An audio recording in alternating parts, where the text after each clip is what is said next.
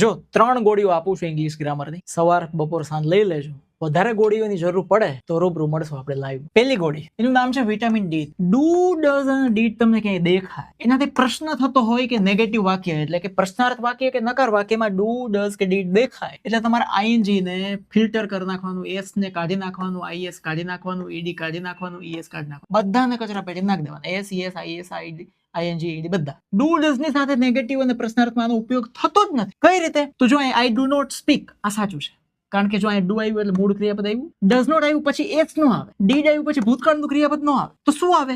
V1 મૂળભૂત base ક્રિયાપદ ખાલી આવે. પ્લે, વર્ક, સ્ટડી, વોચ, વો. પછી આ ડુ થી પ્રશ્ન કરો અને લાઈક ને એસ લગાડો. આ બે ધારાધોરણ નો ચાલે, બે મોઢાડું કાંઈ નો ચાલે. ડીડ લખો પછી વેન્ટ લખો, બે ભૂતકાળ કરીને તમારે જવું છે. ડુ ડઝ ડીડ દેખાય એટલે વિટામિન D3. પ્રશ્નાર્થ વાક્ય હોય કે નકાર, ના એસ લગાડવાનું, ના ઈએસ લગાડવાનું, ના ઈડી લગાડવાનું, ના આઈએનજી લગાડવાનું, બધાને કચરો ટોપલીમાં નાખી દેવાના. મૂળ ક્રિયાપદ આવું. હવે બીજું છે વિટામિન B+. આને કહેવાય B પોઝિટિવ.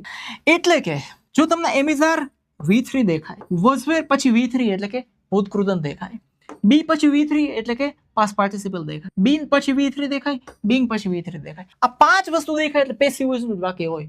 અને પેસિવ વોઇસ નું વાક્ય હોય ને 5 માંથી એકય ના હોય તો પેસિવ વોઇસ નું વાક્ય ના હોય. પેસિવ વોઇસ ને પ્રૂફ કરવું છે, હા, એમિઝાર V3, વોઝવેર V3, બી V3, બીંગ V3 અને બીન V3 આટલા હોય જ.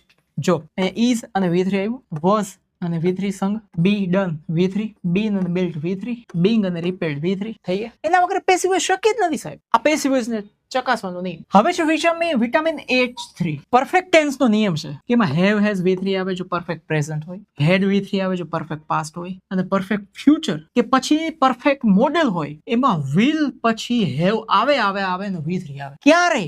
વિલ પછી, વુડ પછી, માઇટ પછી, કુડ પછી, કેન પછી, કોઈ પણ મોડેલ પછી ક્યારે હેડ નો આવે, ક્યારે હેઝ નો આવે. મોડેલ મુકાઈ ગયું, can, could, may, might, shall, should, will, would બધા, પછી હંમેશા હેવ જ આવે.